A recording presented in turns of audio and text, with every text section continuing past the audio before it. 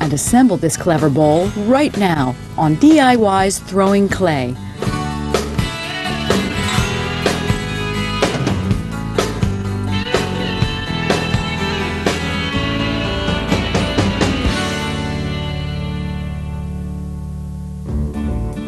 Bill Van Gilder has been designing and throwing clayware for more than 30 years. It's his passion. And his unique chip and dip bowl is a stroke of genius. We're going to make a chip and dip bowl. It's going to be made in 3 parts: the small bowl, the stem, and the large bowl. We're going to combine these two at the leather hard stage, but then we're going to do something a little different. We're going to attach the goblet and the large bowl at the glazing stage. First thing we've got to do is get a 5-pound lump of clay ready and get our large bowl made.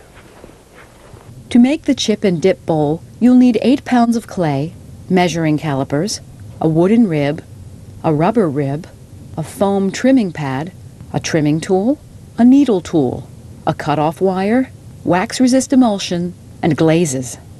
We're going to make this project on a bat. Now, a little pointer here. If you can't center 5 pounds of clay at once, center it in 2 sections. I've cut this lump in half.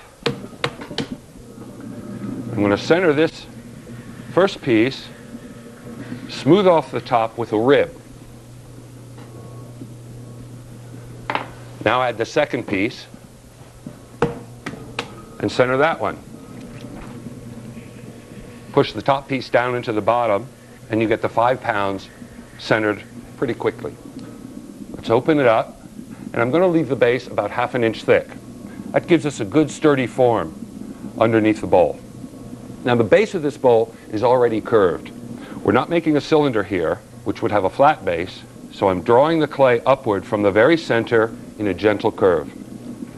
As I throw the bowl, I'm going to leave the rim quite fat and thick. A thick rim makes for a very sturdy bowl. Bowls are all about the inside volume. So my hand is starting in the center, moving to the rim in a gentle curve. Each pull that I make. Our bowl is going to be about 13 inches wide. And we have just about 1 inch to go. As the bowl gets bigger and more fragile, Bill slows his wheel speed. If I pull this top rim open too far, too fast, my bowl is going to flop down. I'm going to use a small rubber rib to give us a nice curve on the inside base of the pot. The cross-section of this bowl is thicker at the bottom, getting thinner at the top.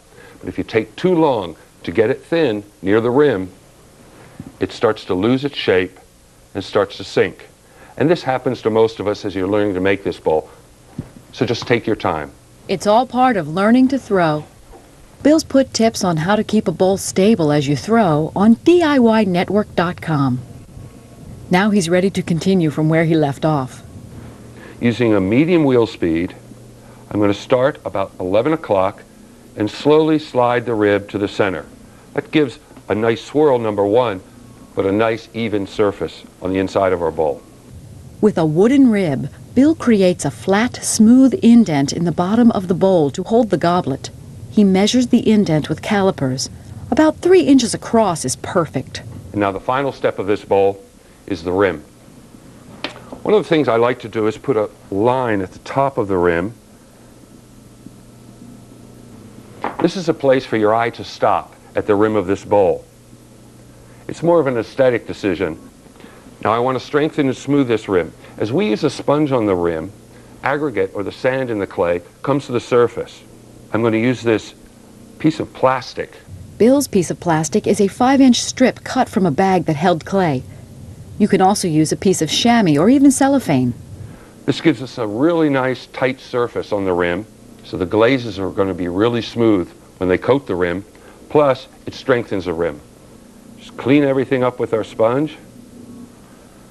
Now, when you're learning to make bowls, often to try and keep them perfectly round is a challenge. So rather than fight that, work with it. What I'm going to do here is I'm going to twist the rim in 3 spots. It's going to give us a sort of swirling effect. What I'm doing is I'm putting my index finger inside the rim, opposite my thumb outside, and just giving it a slight twist. Let's accent the swirling effect a little bit. I like the movement that's created by that line that I indented at the rim and these twists of the rim. Last thing I'm going to do is cut a groove at the foot of the pot. I'm using the tip of the wooden rib, and that gives us a place to catch our wire. Set the bowl aside to dry. We want it to be leather hard when we'll come back to finish the base. When DIY's throwing clay continues, Bill fashions a striking... Welcome back to Throwing Clay. Bill is making a chip and dip bowl. So far, he's thrown a large bowl about 13 inches wide with 5 pounds of clay. He made an indent inside the bowl where he'll place the second piece of the project. Then he carved a decorative line around the top of the bowl and twisted the rim in 3 places to create a graceful, swirling edge. Then he set the bowl aside to dry until it was leather hard. We're now going to make the second part of our project, and that's the goblet. I'm going to make it in 2 parts, a stem and a small bowl that's going to be assembled later when it's leather hard. I'm going to throw these 2 pieces from 1 lump of clay. This is called throwing off the hump. And so this is the hump. I'm going to throw the bowl part of our project first. 3 pounds of clay make up the hump from which Bill will form the small bowl and stem. I'm using a fairly quick wheel speed, and I'm sectioning off a little doorknob of clay at the top. And I want the width of this little bowl to be about 1/3 of the diameter of the large bowl. I'm looking for about 4 inches. That's a little bigger than 4 inches, but that's okay. There's some leeway here. Smooth off the rim. And now we're going to release the bowl from the hump of clay. I'm going to cut a small groove underneath the bowl. Again, a place to catch the wire. Slow the wheel down to a very slow speed and draw the wire underneath the small bowl. Dry fingertips, stop the wheel, and pick the bowl up. Set it aside. The next piece we're going to make is the stem of the goblet. Bill throws the stem upside down so he can measure its base. I'm going to throw a slightly flaring cylinder. I'm opening the clay at a fairly quick wheel speed, about 2.5 inches deep, and drawing it upward. As my fingertips move outward, I create the flare. To make the stem a little taller, I'm going to force the clay against the rib and draw my finger up from the inside. Using the calipers he set earlier, Bill measures the width of the stem. It'll sit perfectly in the indent he made in the bottom of the large bowl. Now I want the rim thickness to be about the same thickness of the small bowl. This part is going to be attached to the inside of our large bowl, so that area has to be quite sturdy. Now, an important feature of this project is the height of the goblet in comparison to the bowl. I want the rim of the goblet to be just a little bit taller than the rim of the bowl. So when you stack it up with chips, all the chips don't fall in the dip. So let's take a little measurement. I want the combination of our small bowl and our stem to be between 5 and 6 inches tall. So we're going to measure the small bowl, which is 2 inches. The height of the stem is about 3 inches, which is about 5. That's about the minimum we need. So next step is to get it cut off. Again, lightly pull your wire under the stem. Dry fingertips and this very tacky surface means we can pick it up without damaging it. Okay, all 3 pieces are made for this project. We've got to get them leather hard so we can get them trimmed and assembled and into their first firing. The parts of our project are now leather hard. They're pretty stiff. You can pick them up. If they bend, wait a little longer. Next step is to get the bottoms trimmed and to get our 2 parts of our goblet assembled. First thing I'm going to do is trim the bowl. Bill places the bowl on a foam bat so the twists on the rim don't get damaged. Using a fast wheel speed, he trims the bottom with the trimming tool. Notice I'm attaching my thumb to the trimming tool. This gives me some really good stability. I'm also locking my elbows to my body.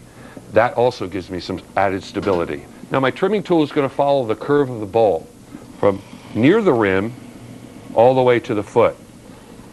Now the base of the bowl has to have an ample width to it. It'll give it stability as it sits on the tabletop. How to figure out If you've trimmed enough off, stop the wheel, pick the piece up. If it's getting feather light, don't trim anymore. If it still seems heavy for the object you're making, trim a little bit more from the base. This piece seems ample right now. Bill wets the area he just trimmed and burnishes it with a rubber rib. One more little cut. I'm going to create a bevel at the top, or the base of the bowl. I'm going to soften all the edges with my fingertips. I don't want any sharp edges on my bowls. I'm now going to cut a hole through the center of the base. With the wheel turning, Bill slowly presses the needle tool into the base, letting the extra clay drop inside. Now the diameter of this hole has to be smaller than the inside of the goblet stem, because the goblet stem is going to connect from the inside later on when we glaze. Now that Bill's cut a hole, air won't get trapped inside the stem of the goblet when the pieces are assembled. Trapped air can expand until it explodes in the kiln during firing. I'm going to take the burrs and any sharpness away from the needle cut hole. Soften it with my sponge. Looks pretty good. Last thing I'm going to do is put my potter's seal, or my stamp, on the work. My stamp has 4 little leaves on it. They represent one of each of my children. Coming up on DIY's Throwing Clay, Bill transforms a simple bowl and stem into... Bill is making a chip and dip bowl. So far, he's thrown 3 pieces: a large bowl with a twisted rim, a small bowl and stem. When the pieces were leather hard, he trimmed them and cut a hole in the base of the large bowl. He assembled the small bowl and stem to make a goblet. Once the pieces were bone dry, he fired them in the bisque kiln. Okay, we're ready to start glazing our project. This is the really cool part of the project. We're going to stick the two together with glaze. But first of all, we've got to apply wax to the base to resist the glaze. Bill suspends the bowl above the wheel head instead of resting it on its twisted rim so it will rotate evenly during waxing. I'm going to wax just the inner edge of the hole through the bottom of the bowl. Now the goblet is going to be no wax involved. I want this surface to be glazed. It's going to stand in here. The two are going to melt and seal themselves together. So let's get some glaze on them. Now I've done some glaze testing, and I've picked 2 colors. The majority of the bowl is going to be glazed in white. A small amount of the bowl is going to be glazed in blue. Where they cross over, we get this sort of bluey green glaze. And that's an added bonus because you don't have to mix up a 3rd glaze to get a 3rd color. Testing glazes is essential to expanding your palette as a potter. Bill's put directions on making glaze test tiles on DIYnetwork.com. So let's get the glaze transferred into a large bucket, which is big enough to hold the bowl. Now you've got to use enough glaze to get the bowl at least 3/4 of the way submerged into it. 1, 2, 3, 4, and out. Next thing I'm going to do is glaze the stem of the goblet. I'm going to use a small measuring cup, fill it up, 1, 2, 3, and tip it out. And dip the outside to just underneath the foot of the bowl. We're going to let that dry upside down. You need to get most of the white glaze out of the bucket. And if you've got a handy spigot, use that. Now, before I dip my bowl into the blue glaze, I'm going to remove any of the glaze that has stuck to the wax. Now, here's something you want to watch out for. A drop of wax has landed on the bisqueware prior to glazing. So I'm just going to pop that away and cover it up with some white glaze. Usually this patch job works pretty well. The other advantage of glazing like this is that my fingers aren't in the glaze. Bill also wipes extra glaze off the waxed lip of the hole in the bowl's bottom. So now we've got to get the top of our goblet glazed in blue. And notice that I put it in at an angle. That allows the liquid glaze to go up inside of it.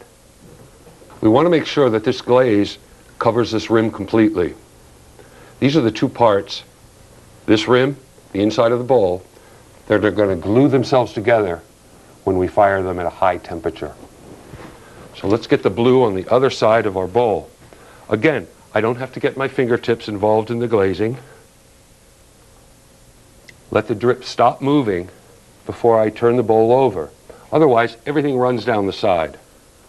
We can now put our goblet into the center of the bowl and know that these two glazes are going to melt together in a really unique way and seal themselves, so we end up with one permanent piece. So let's get our piece into the kiln. As Bill loads the kiln for the high temperature firing, he makes sure glazed parts only touch where he wants them to, where the bowl and goblet meet. They'll fuse together during the firing to form one permanent piece of pottery. The kiln heats up over 10 to 12 hours to 2200 degrees Fahrenheit. Then it cools for at least 24 hours before Bill can open the lid and unload it. I had a great time designing and making this project, but it's even more fun to use.